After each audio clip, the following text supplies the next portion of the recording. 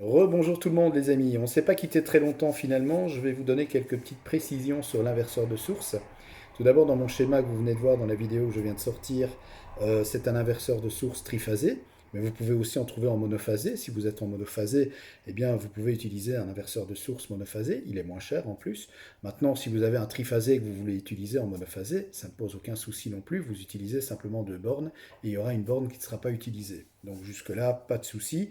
Je voulais revenir sur un point très important, c'est au niveau, je vais dire, de l'ampérage des contacts. C'est-à-dire que vous avez des inverseurs de source qui font 63 ampères et vous avez des inverseurs de source qui font 40 ampères. Alors je vais prendre un exemple.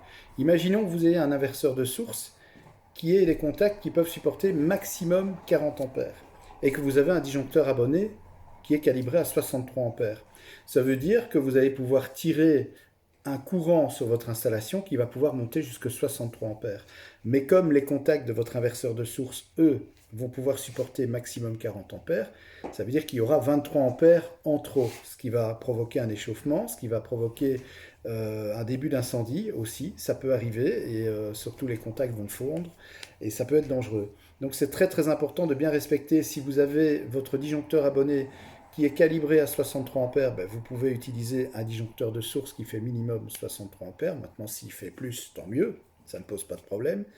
Et si vous avez un disjoncteur abonné qui fait 40 ampères et votre disjoncteur, je vais dire, qui fait, oui, je dis bien 40 ampères ou moins, et que votre inverseur de source fait 40 ampères également, mais là, ça ne pose aucun problème.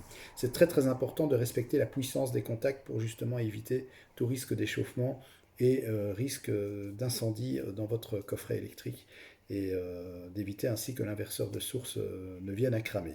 Voilà, c'était la petite précision que je devais vous faire en complément de cette vidéo. Sur ce, je me sauve, je m'en vais et je vous dis à très bientôt pour une nouvelle vidéo en électricité. Ciao!